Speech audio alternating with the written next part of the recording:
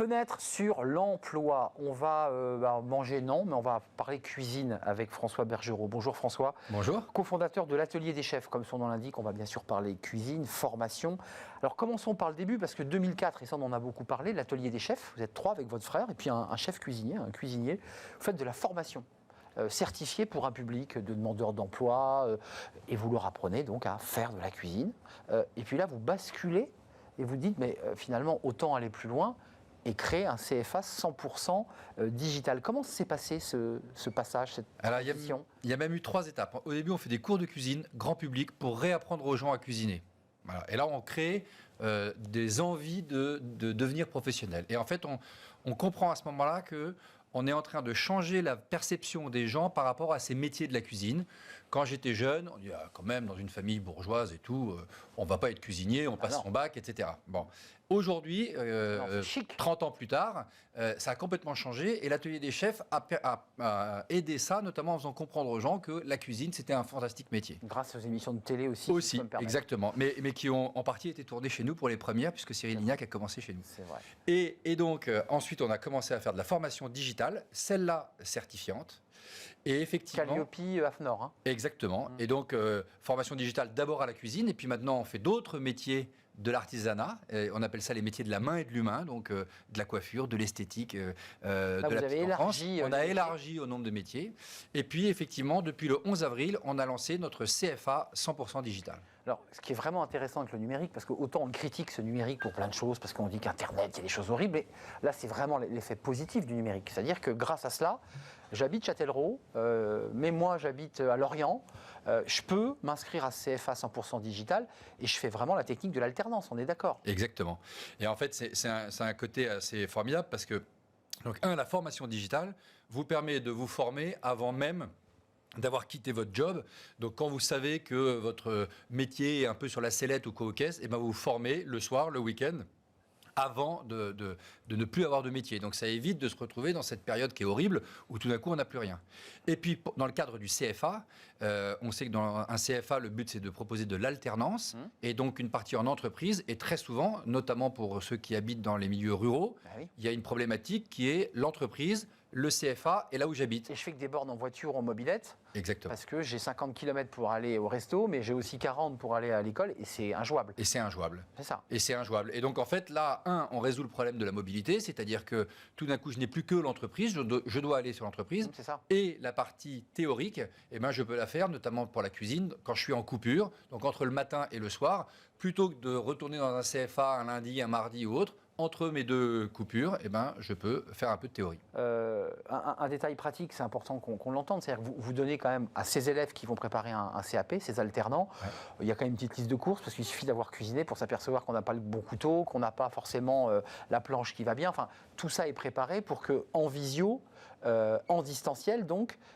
il ait tout le matos, hein, parce que le prof, il est quand même en cuisine, lui. Hein. Ouais. Donc, en fait, nous, tout le contenu est asynchrone, donc on l'a préparé et il est enregistré via des vidéos, des PDF. Donc, il peut arrêter son écran ? Exactement. Et en fait, ce qui est formidable, c'est qu'en fait, tout d'un coup, le cours va à la vitesse de l'élève et non pas l'inverse.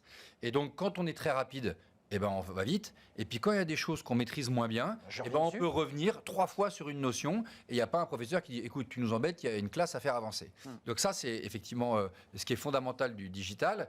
Et la deuxième chose, en effet, on vous dit, pour pouvoir faire tes TP, travailler, nous envoyer tes travaux pratiques, parce que nous, il faut quand même qu'on juge au fur et à mesure que vous avez bien progressé, eh bien, il faut t'équiper de tels ustensiles. Et voilà les recettes que tu vas devoir faire. Mais attendez, il vous envoie un bœuf bourguignon par la poste ? Comment il fait là Non, en fait, ce qu'il faut bien comprendre, c'est que les métiers de l'artisanat au sens large, c'est toujours la même chose, toujours la même recette. C'est à la fois des ustensiles, des ingrédients, des techniques et un process. D'accord ? Et donc, en fait, nous, à partir du moment où on demande à quelqu'un de faire quelque chose, on sait qu'il va devoir utiliser tels ustensiles, tel ingrédient, telle technique, selon tel process.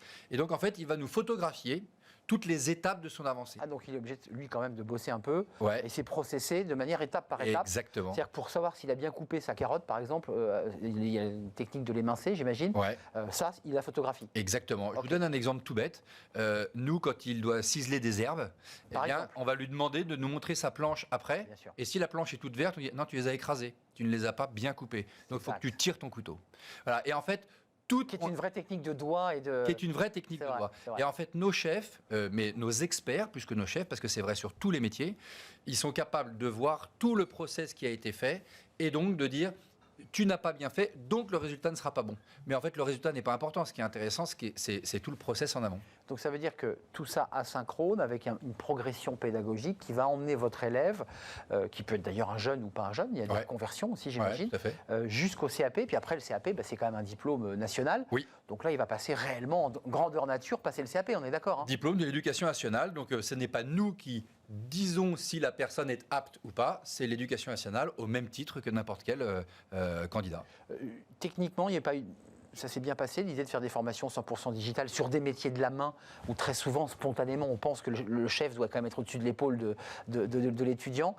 Comment ça s'est passé pour le faire certifier, de basculer vraiment en 100% digital? En fait, nous, on n'a rien fait certifier, puisque notre seul jury, j'allais dire, c'est celui de l'éducation nationale. Si on avait 0% de réussite à la fin au CAP, je dirais, bon, bah, ok, ça ne fonctionne pas.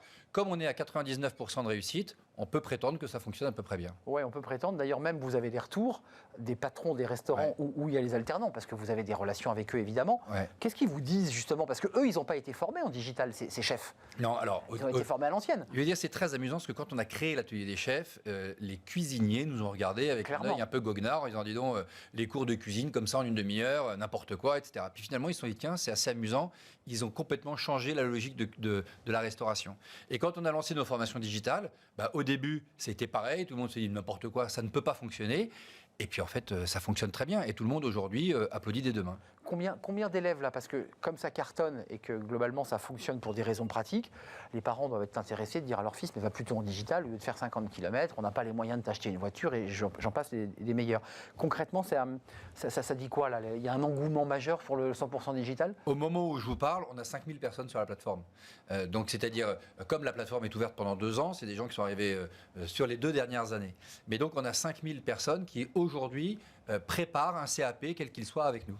Concrètement, on va sur votre site, l'atelier des chefs, je m'inscris, si j'ai envie de complètement changer de métier, je veux passer le CAP, je m'inscris, en fait, j'ai un petit test, il y a un truc... En fait, vous demandez de l'information, là on va vous appeler pour essayer de comprendre votre projet et peut-être vous orienter en vous disant non mais oubliez, c'est pas fait pour vous, ou au contraire, c'est un super projet, allez-y, foncez, voilà comment on va le faire. Avez-vous un employeur? Voilà, et en fait, donc, quand c'est le CFA, on va vous valider vos capacités à être apprenti. Une fois qu'on a validé cette capacité à être apprenti, alors ensemble, on va essayer de chercher une entreprise qui va vous accueillir. Donc vous accompagnez aussi le stagiaire, enfin l'étudiant, à trouver l'employeur. Alors oui, on n'est pas malheureusement. Parce que souvent c'est une galère. Hein. Malheureusement, on n'est pas encore capable d'être présent dans tous les villages de France. Donc quand il faut trouver un petit pâtissier, un petit boulanger, un petit cuisinier, c'est un peu compliqué.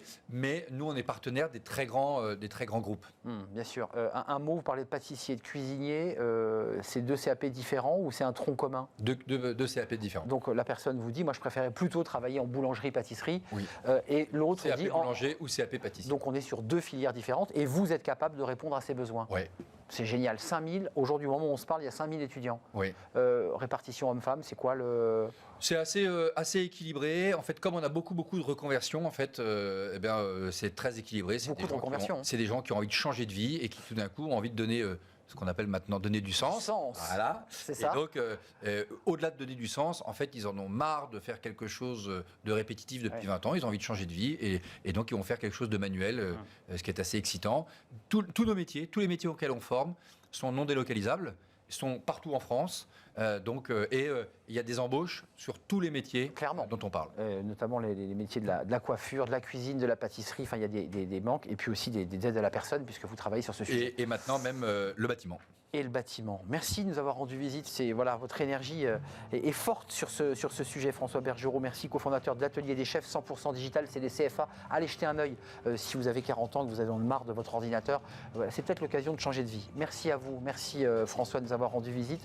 C'est la fin de notre émission. Merci à toute l'équipe. Merci à Théo pour la réalisation. Merci à Héloïse pour le son. Merci à Fanny Griesmer évidemment. Et merci à Lily qui nous accompagne. Merci à vous pour votre fidélité. Je serai là demain. D'ici là, portez-vous bien. Bye bye.